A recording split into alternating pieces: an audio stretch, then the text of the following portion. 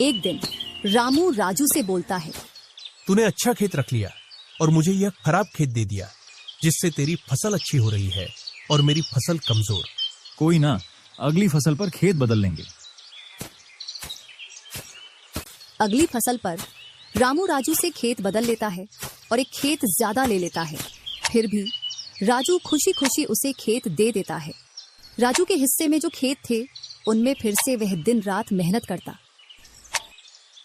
इधर रामू कभी काम करता तो कभी काम नहीं करता। रामू के पास बीज खरीदने के भी पैसे नहीं थे, तो वह पैसे लेने के लिए जमींदार के यहाँ चला जाता।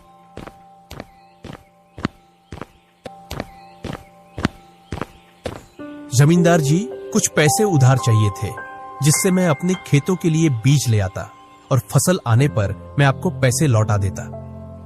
क्यों नहीं भैया, लेकिन आपको 2% ब्याज देना पड़ेगा। जी जमींदार जी, मैं ब्याज दे दूंगा। जमींदार रामू को पैसे दे देता है।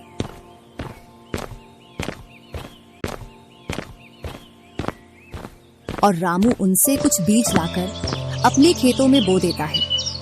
इधर राजू अपनी फसल की रोज देखभाल करता और रामू बोकर आया उसके बाद से अपनी फसलों को देखने के लिए भी नहीं गया। वहीं अपने घर में पड़ा रहता और दिन रात सोता रहता। एक दिन जब फसल पकने का समय आया तो वह अपनी फसल देखने के लिए खेतों पर गया और फसल देखकर बोला, अरे इतनी कमजोर फसल! मैंने खेत बदल लिया, फिर भी लगता है मेरी ही किस्मत खराब है। जो भी जमीन में लेता हूँ उसमें अच्छी फसल होती ही नहीं है। ऐसे कहते हुए वह अपने घर आ जाता है और अपनी पत्नी से बोलता है, राजू की फसल तो अच्छी है, बस हमारी फसल ही कमजोर है। ऐसा कैसे हो सकता है? ऐसा तो होगा ही।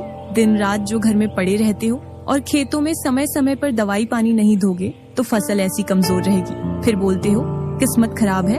किस्मत नहीं, मेहनत करनी पड़ती है। चल चल, मेरे को मत सिखा। अगर किस्मत ना हो तो कुछ भी नहीं होता। अगर मेहनत से कोई बड़ा बनता तो सबसे पहले गधा बड़ा बनता, क्योंकि उसके बराबर कोई मेहनत नहीं करता। और जो मजा जिंदगी में सोने में है वह मजा और किसी चीज में नहीं। बस इनको तो सुला दो, सोने के अलावा और कोई काम ही नहीं है। कुछ दिनों बाद जब फसल निकली तो राजू की फसल रामू से दोगुनी निकली, जबकि उसकी जमीन रामू से कम थी।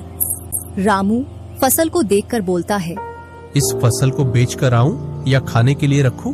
इधर जमींदार जी को भी पैसे देने हैं। अब इतनी सी फसल से कैसे काम चलेगा पता नहीं। एक दोपहर रामू सो रहा था, तभी उसका गेट किसी ने खटखटाया। पता नहीं कौन भरी दोपहर में नींद खराब करने के लिए आ गया। जैसे ही वह गेट खोलता है तो सामने जमींदार खड़ा दिखता है। क्या यह रामू का घर है? रामू ने सोचा, क्यों ना मैं इसे राजू के घर पहुंचा दूं। यह मुझे पहचान भी नहीं पाया। मैं तो राजू हूँ, वह वाला घर है रामू का।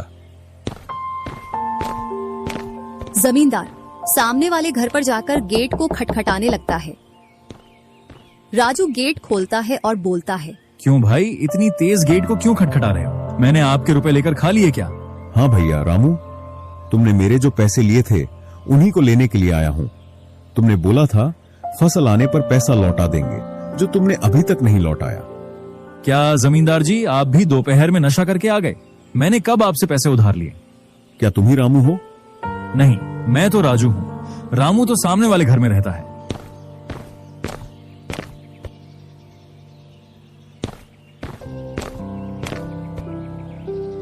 भरी दोपहरी में जमींदार का सर चकरा जाता है और वह अपने घर चला आता है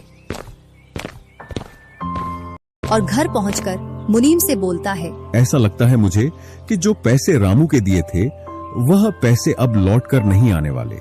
क्यों, ऐसा क्या हुआ जो पैसे वापस नहीं आ रहे हैं? रामू और उसका भाई दोनों हमशक्ल हैं और दोनों बोल रहे हैं कि रामू वह है, रामू वह है। और उन दोनों ने दोपहर भर मुझे इस घर से उसे घर दौड़ाया। जमींदार जी, पैसे निकालने की मेरे पास एक स्कीम है। बोलो, कौन सी स्कीम है? मुनीम जमींदार जी के कान में पूरी स्कीम बता